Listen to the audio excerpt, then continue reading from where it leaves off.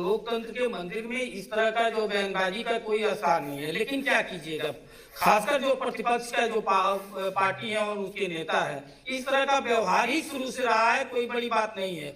आज पहली बार जो है, अगर जो सत्ता पक्ष से लखींदर पासवान जी बोले हैं तो देखे होंगे तो बोले होंगे, लेकिन इसके पहले भाई वीरेंद्र का या उनके पूरे सत्ता पक्ष का, विरोधी पक्ष का आप देख लीजिए कि कैसा कैसा बयान है। हमेशा मुख्यमंत्री जी का निजी किस तरह से टीका टिप्पणी की है, कौन कौन स्वास्थ्य को लेकर के कौन कौन भाषा बोले हुए हैं, ये किसी से छुपा हुआ नहीं है। दुर्भाग्य से देखिए, एक ऐसे प्रतिपक्ष के नेता मिल गए हैं जहां पर कभी जननायक कर्पूरी ठाकुर जी बैठा करते थे। चाहे होगा आज की स्थिति ये देख लीजिए कि ऐसे प्रतिपक्ष के नेता है, चाहे वो कोरोना काल हो, बाढ़ हो, सुखाड़ हो, हमेशा या चिमटी बुखार हो, वो पलायन किए हुए बिहार की गंभीरता को समझे नहीं है। जनता जो उनको प्रतिपक्ष के नेता को पद पर बैठाई है, उसकी गंभीरता को नहीं सोचे हुए हैं। आज अभिभाषण की बात करें, इसके पहले जो 1 दिसंबर से शुरू हुआ था यही सत्र जो 5 दिवसीय था, जिस दिन अभिभाषण का था राज्यपाल का, उसी दिन वो विदेश चले गए ट्विटर को। और देखिए, अगर ऐसा वो अगर सेवन किए हुए तो क्या बात है। जो आदमी का सपना अगर जो टूट जाता है तो पसीना पसीना हो ही जाता है, सो करके उठता है। तो जब सपना टूटता है तो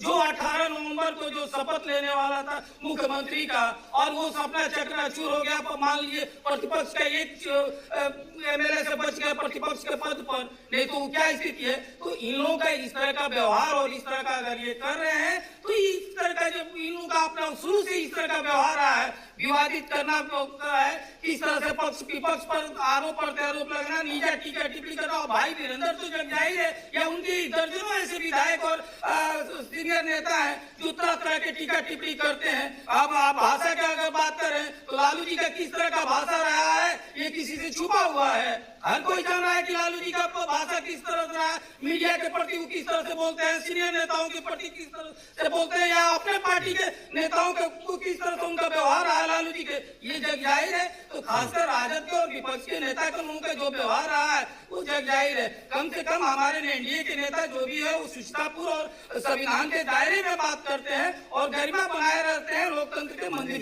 ये कौन सा दायरा है राजेश जी, कि क्या खा कर आए थे, क्या पी कर आए थे, क्या बोलने के लिए मुद्दा नहीं है क्या? नहीं, बोलने का मुद्दा, अरे बोलने का एकदम मुद्दा है। और हम जो विधानसभा में देखिए हमारे जो नेता है, हमारे मंत्री है, किस तरह का जवाब दे रहे हैं, किस तरह से वो लोकतांत्रिक रूप से बात रख रहे हैं। लेकिन आप एक बात बताइए कि आप क्या, अगर जो प्रतिपक्ष का नेता का जिस तरह का रवैया रहा है कल का, वो कल का रवैया वो देख लीजिए, उनका बॉडी लैंग्वेज देख लीजिए किस तरह का रहा है। अगर इस पर कोई बात कर रहे हैं तो इस पर क्या बात है। जिस प्रदेश में इस तरह का बंदी है, जिस प्रदेश में अगर इस तरह का व्यवहार का है, तो अगर इस तरह का है तो इस पर क्या बुराई है।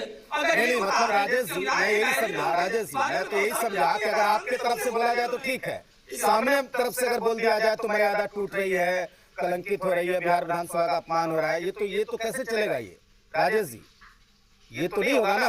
अगर गलत है तो दोनों तरफ से गलत है, अच्छा है तो दोनों तरफ से अच्छा है।